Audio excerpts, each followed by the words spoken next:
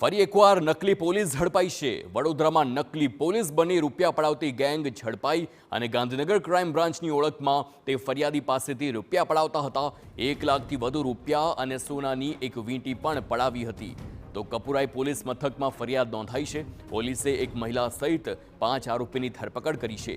પકડાયેલા આરોપી સુરતના હની ટ્રેપના ગુનામાં સંડોવાયેલા હોવાનું પણ સામે આવ્યું છે।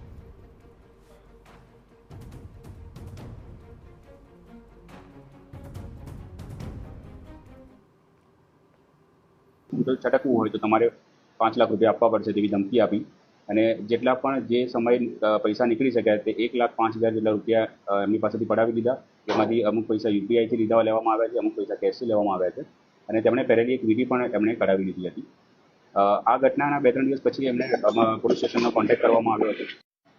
સતત પ્રયાસ કરવામાં આવ્યા, સીસીટીવી ચેક કરવામાં આવ્યા, હ્યુમન ઇન્ટેલિજન્સ ગેધર કરવામાં આવ્યું અને ટેકનિકલ ઇન્ટેલિજન્સ ગેધર કરીને તમામ આરોપીની ધરપકડ કરવામાં આવી।